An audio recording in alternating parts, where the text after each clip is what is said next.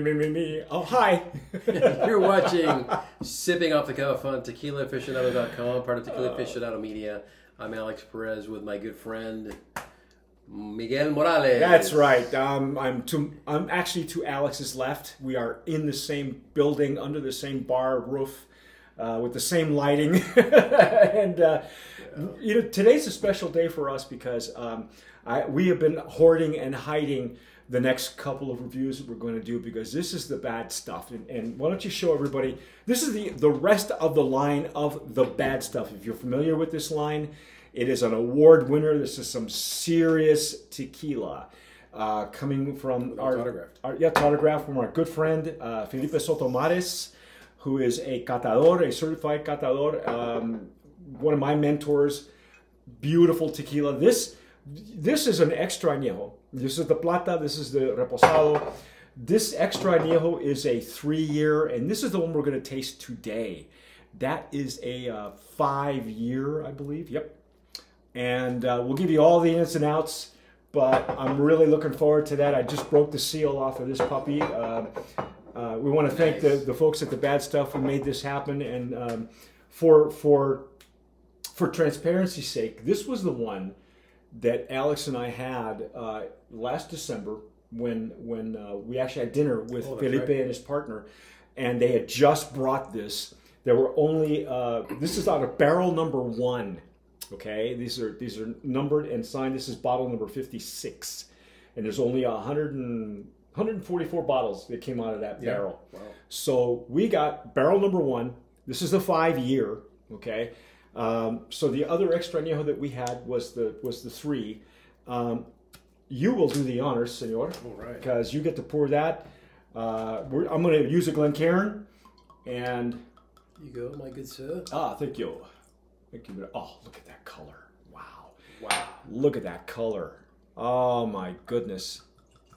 If you've had any of the Bad Stuff tequila, you know that Felipe Mares is a he's just a crazy, you know, they talk about mad scientists and stuff. He's one of those guys because his barrel management on top of everything. Oh my goodness. Wow. Wow. Wow. Wow. Wow. Look at that color. Isn't that beautiful? Look at that. This is 5-year. That's a 5-year. Okay. What a beautiful color. It's like a nice amber. Yeah, it's beautiful. Yeah. 18 karat gold. Oh, look at those legs and tears. Yeah, look at that. Oh, man. Thick and rich. But yeah, beautiful color. Isn't that a country music band? Rich and thick, thick and rich? Thick and rich. Okay. Thick and rich. Nice. Ooh, ooh. I know. I know. You know, if you wear tequila as a cologne, this would be the one you'd be wearing. You know, you might want to spill some on yourself. Wow, I got banana right away. There's all kinds of stuff going on. I've never gotten banana and tequila before. Don't cry. It's okay. Wow. Yeah, yeah. I know what that feeling is. Banana. Yeah. Like plátano. Plátano maduro. Plátano maduro. See? See? Yeah, just a couple of Cubans in Nicaragua talking together about soul food. Wow. Yeah. I've never smelled that before. I'm telling you. Where's that coming from? It's got to be the barrel. Yeah, it's got his barrel management. I don't know what he's doing and how. You know, he's pulled so many of these. Like, we got the 3-year. This is the 5-year. We've got a 12-year that we're going to taste. I don't think there's very few people in California that have tasted that 12-year, and we were lucky enough to score a bottle. Yes, thank you. Oh, that's amazing. That's beautiful. And the layers just keep coming off. Yeah, this tequila, this is the one that we actually had during our dinner and then after dinner, and it was interesting because we had a great conversation, and I think we closed the place down, and we actually had dinner at El Cholo, and later on in the evening, I could swear in the glass that I was drinking out of the Bormioli.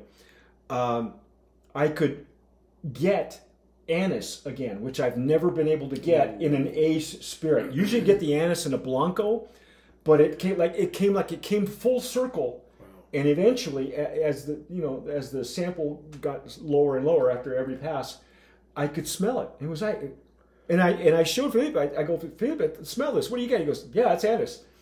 I've never smelled it in an aged tequila It's usually before. masked.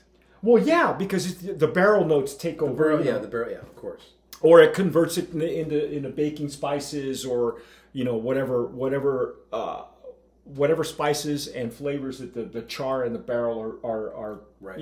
Imparting to the liquid. Oh, just is so, and it's so clean. Oh, we got honey notes too. Yep. Banana, honey. Plátano maduro. Plátano maduro. Cue the Congri. Yeah. Mi tempanizado. No, I'm just kidding. Where's the band? Wow, that is unique. The I don't nose. remember the banana when we had dinner. No, yeah, and you drank yours out of a Glencairn. I think you because I brought all my glassware with me. And anybody who knows me knows I travel with glassware. Wow. And my toolkit. All right. Oh, and it's subtle. Now it's opening up even more. Mm-hmm. Now I'm getting the baking spices that we're familiar with. Definitely baking spices, yeah. And I'm telling you, folks, you don't go through this tequila quickly. You let it open up, and it literally is. I think in the back of his head, in the back of his mind, that's what he's going for. He's going for a tequila that you can share, that you're not going to rush yourself through, that that lasts throughout the evening, throughout your meal, and I'm telling you, the dried fruits coming through. Yeah. Yeah. It's evolving in the glass, and I just broke the seal. This particular bottle was sent to me, knowing that you and I eventually get together, and it's just been at room temp on the bottom, living room floor for a couple of months, actually. Yeah. So this is really important. You have to open it. You have to let it breathe, because it just continues to change, and that's how you really appreciate it. Yep. Yeah, and this is by design. This is not, this is the kind of guy he is. He wants to be able to make sure that whoever purchases this bottle has every expression is special, in a different way. Wow, amazing. And we haven't dove in yet. You wanna? Let's do it. Let's do it. Okay, here we go.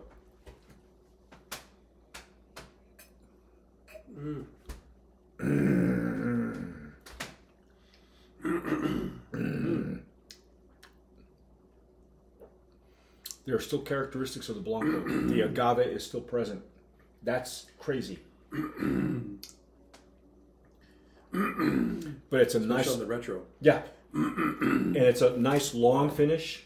I mean, this thing is this is a warm fuzzy all the way down. And it was funny because that day when we had dinner was a particularly cold day in December, which is rare in Southern California, that cold, how it was. Because we were all carrying like jackets and stuff. Right. And this was so perfect for that kind of weather, for like in front of a campfire or outside, on your patio, and especially with the weather being cold. But it was perfect with dinner too. Yeah. Oh, it's a great food pair. That's the other thing too, because I don't think we had dessert. We just had meals. We had enchiladas or tacos or whatever.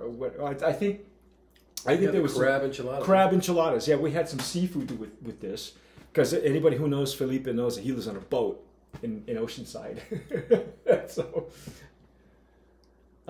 and it continues to evolve. We're gonna wind up going a little bit longer on this one, folks, but because it really deserves it. It deserves to be broken down and shown, really showcased beautifully. Wow. I'm really getting the baking spices now too on the retro. And that's what you hear us doing. We're clearing our throat because you're getting the retro, which is really, we taste more through retro than almost a ton. Well, that's the whole thing. I mean, a lot of folks aren't aware, but depending on which science books you're reading, your sense of taste is actually predicated anywhere from 75 to 80% of it is in your sense of smell. That's why you'll see me do with my mouth open, because you can literally taste it before you swallow it. And I always go left brain, right brain, because it does. It makes a difference. You'll sense some things on this side. You'll have a dominant side, and sometimes you get a little bit more of the subtle notes on this side. And I've had those techniques were shown to me by master distillers. And literally left brain, right brain. And then of course it's a Glencairn, so if you have a chest height, you should be able to have it come right up and talk to you. So, oh my God. Definite brand of promise. Hands down. Hands down. And this is the 5-year extra añejo. Folks, if you've had it and if you've purchased it, tell us, first of all, what you're doing with it. I mean, is it after dinner? I would never mix this with a cocktail. You probably could, do the old-fashioned, but I wouldn't. No.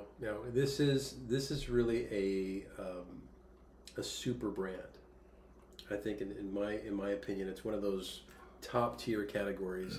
If you can find this bottle, any of these bottles, in this family of tequilas, you need to snatch it up. Yeah. You need to snatch it up. Don't think twice. Don't think twice. Even if you have a glass ceiling, this is the one you want to break that glass ceiling with, because it's bar none. It's an amazing, and this is just a 5-year. We had the 3-year, which we thought was amazing because it was like marshmallowy. Had all that kind of it's like every expression that he leaves in the barrel evolves into something different. And will taste differently. So don't hesitate. Get yourself some. Go for it. You've been watching and listening to Sipping Off the Cuff on Tequila Aficionado Media on all of our channels and networks. I'm Mike Morales. That guy out here Alex is. Perez, thanks for watching, and as always, sip wisely.